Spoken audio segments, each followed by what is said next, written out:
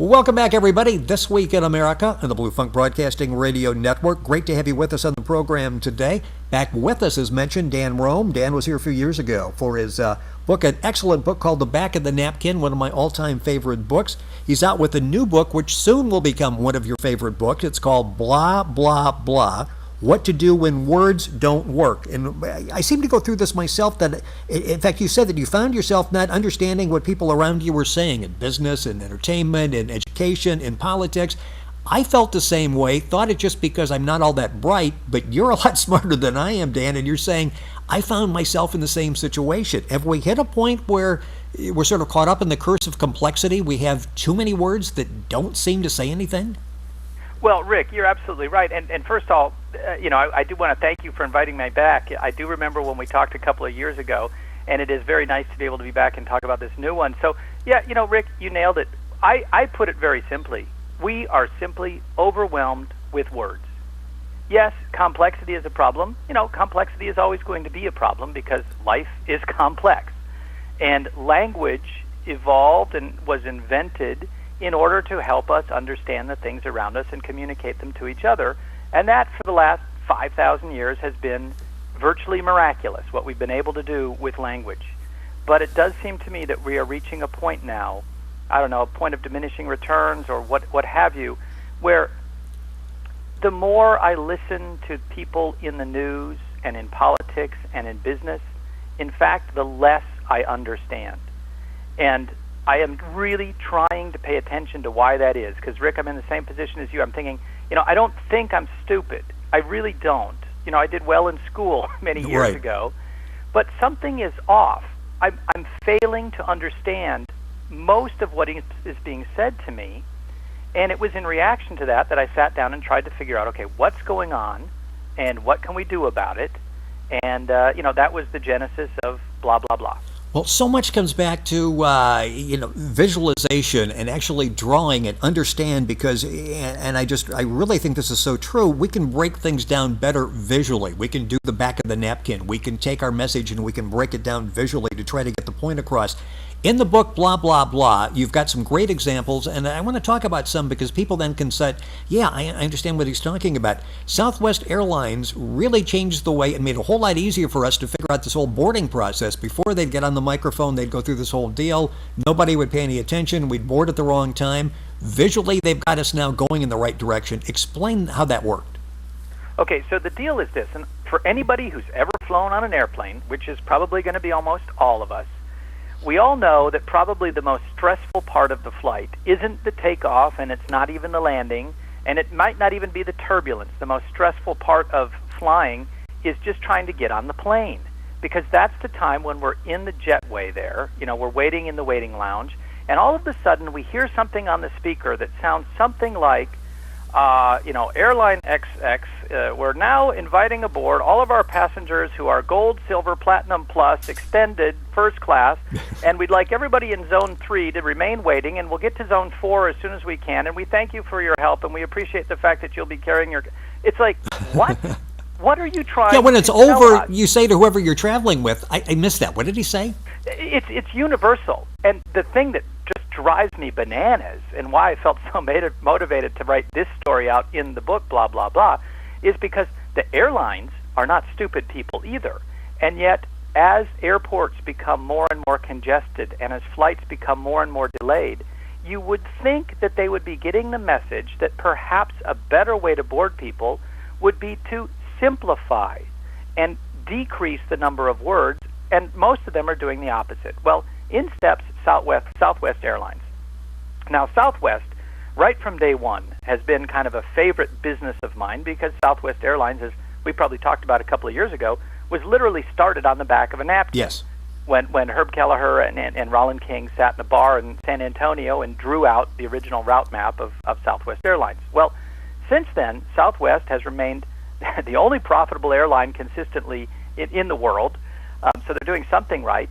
And part of it has to do with thinking about how do people actually interact with an airplane. And so what the folks at Southwest did, who in the past usually had a really fast boarding process because they never assigned seats.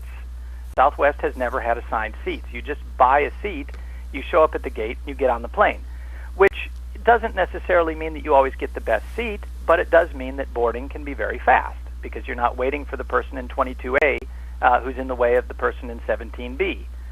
So what Southwest did is they said, look, we do have different sections of the plane. We have people who have higher priority because they bought their tickets earlier, etc. Why don't we do this? Right in the jetway, right in the waiting room, why don't we put up a set of big signs that have your section listed right on them? And then the moment you walk into the waiting room, rather than milling around waiting for this announcement that is never going to make any sense anyway, you simply look at your ticket and you look at this sign. And you go stand at the sign that matches what it says on your ticket. So if you're in Section A, you go stand by the sign that says A. And if you're in Section B, you get the message. And it's amazing because it speeded up what was already the fastest boarding process by, anywhere from 20 to 30%. And the real root there is they made it visual.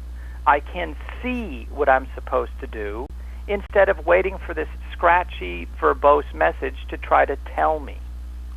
Dan Rome is our guest on the program. His website, danrome.com, our website, thisweekinamerica.us. The book is blah, blah, blah. It's available all across the country. You can link onto our website and get information on Dan. Blah, blah, blah, what to do when words don't work. That last story, it's scary with its simplicity. They just went through everything and made it so simple that, hey, flying on Southwest is a pleasure again. I want to talk about the 3 blahs because each blah stands for something. You just pick up blah, blah, blah. There's something behind each of the blahs. Explain that. Well, okay.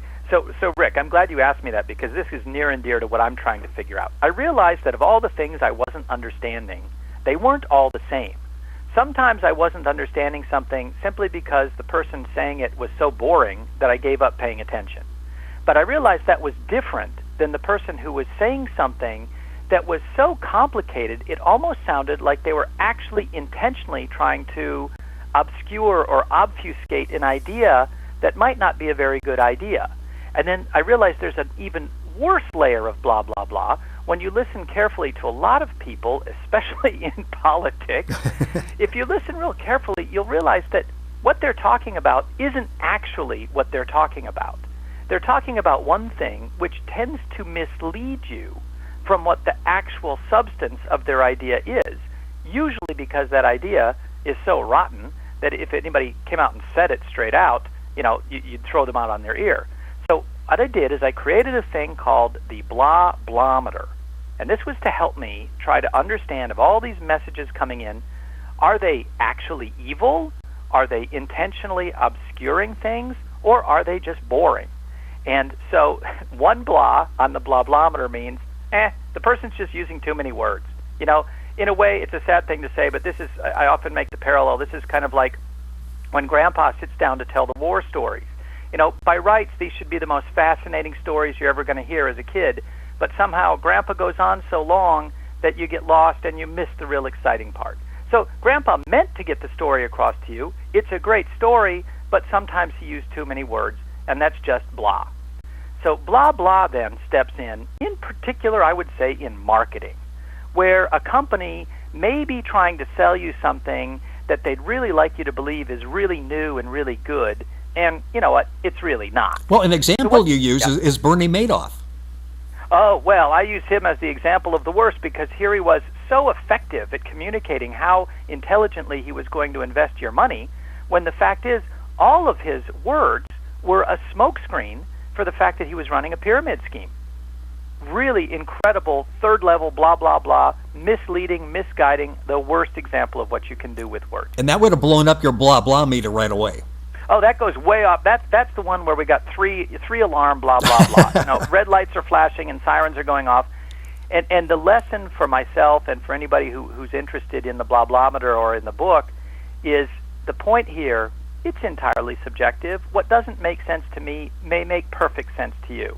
It's an entirely personal, individual exercise. But as you're hearing things, as people are saying things to us, just try to map out how many of those blah, blah, blah buttons are they pushing. Dan Rome is our guest. You're listening to This Week in America, website danrome.com. Ours is thisweekinamerica.us. The book is Blah, Blah, Blah, What to Do When Words Don't Work. The antidote to this, as you explain, is vivid thinking. Tell me a little bit about vivid thinking and why this is so important. Well, vivid thinking is a kind of a mnemonic. I have a terrible memory, so I make up mnemonic devices to help me remember everything. So vivid, spelled V-I-V-I-D, stands for visual, verbal, interdependent thinking. Visual, verbal, interdependent thinking, which is kind of a long, roundabout, semi-blah, blah, blah way of saying that if we really want to be clear in our own mind and when we're talking to someone else about our idea, we have to be able to express it both verbally with words and visually with pictures. And there's a real simple neurobiological reason why that is so. We really are of two minds. We have a verbal mind and we have a visual mind. In school, we tend to train our verbal mind really, really well, and we test for it, and we train and we teach to make sure that people become very verbal. But we almost never, ever provide any tools to help us take advantage of that visual side. So what vivid thinking does is it says, okay, since we're all pretty good at talking because we've been taught to talk, but most of us think we're not very good at looking because we've never been taught, let's create an entirely new kind of visual grammar based on the grammar that we learned back when we were in grade school. And instead of using that grammar to help us build sentences, we're going to use that grammar to help us build pictures. And now we'll have the ability to say, when we talk about an idea, we have the ability to illustrate it as well. Or for people who might not be so verbal but like to draw, the contrary is also true. Now they have the ability not only to draw out their picture, but then to map it back into verbal language so that it will be understood more effectively. Dan Vivid Rome, means I'm sorry. putting them both back together. Dan Rome, our guest on This Week in America. The book is called Blah, Blah, Blah. Rapidly going through a time here and so many interesting things to talk about because the book makes so much sense. And you talked before about you weren't a dumb child. You did okay in school. You did okay in school because you started with Dr. Seuss and the children's books that he did, Cat in the Hat, Green Eggs and Ham. Talk about that because we really grew up with pictures. We grew up drawing before we started actually using words and writing out sentences. But we lost that along the way very early on. You mentioned before that schools don't even focus on it anymore. Yeah, they really don't. And it's interesting because there are several generations of kids now. And Rick, I don't know if you grew up reading Dr. Seuss. Did you? Yes. Yep. Well, we have now, and my daughters, ages 12 and 7 now, they grew up reading Dr. Seuss. But it's a real fascinating story when I realized, where did Dr. Seuss actually come from? And I'm not going to go into great detail, but really the idea of creating pictures that were engaging to kids for their reading books was a completely novel idea in the 1950s.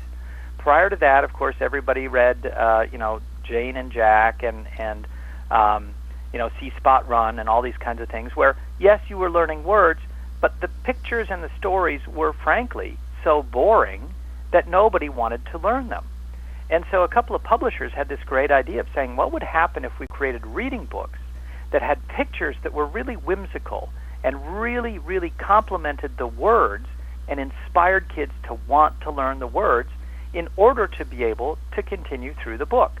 And so Dr. Seuss was brought in, and if I remember the number correctly, I think there was actually a bet placed to him by his first publisher of educational books saying, I'll bet you can't use these 250 words that have been identified by grade school teachers as critical for students to know by the time they're in first grade. And the 250 words included things like cat, hat, sat, ran, a whole bunch of these simple little one-syllable words. And Dr. Seuss looked at it. Theodore Geisel was his name, his real name. People knew him as Dr. Seuss. He looked at it and said, this is absurd. And then he said, well, what would happen if I put together cat and hat? And, the rest, as they say, is history. And now hundreds of millions of students across the country and in many cases around the world literally learn to read thanks to the engaging pictures that Dr. Seuss provided with his words. We've got about... And then the saddest news of all is, great, now that you know how to read, guess what? We're going to take the pictures away.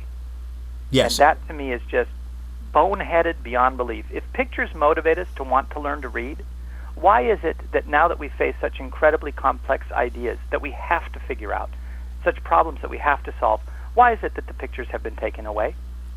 I don't get it. We've got about 30 seconds left. You talk about double-minded and how important that is. Explain it very briefly and why it is important. We are born both verbal and visual, but we spend the first 12 years of our life learning pretty much only to be verbal. And by the time we become grown-ups, we've forgotten how to be visual. When I say be double-minded, I'm simply saying use what you're born with, teach yourself to be more visual, and if you need help, well, I can tell you about a couple of great books that'll guide you in that direction. Well, it's interesting. You've got a great example. You can get the job done. We can all probably eventually end up using a unicycle, but isn't it a whole lot better when we've got that second wheel available to us? And it really, visually, again, that brings the point home that, yes, that's a lot easier to do it that way. Unfortunately, out of time. I'd love to get Dan back on the program. Love to have you back. Much more to talk about. The book is called Blah, Blah, Blah, What to Do When Words Don't Work. Dan Rome is our guest on the program. Book's available all around the country. It's available and more information at the website danrome.com or our website thisweekinamerica.us. You're listening to This Week in America. Wow, that went by so fast again.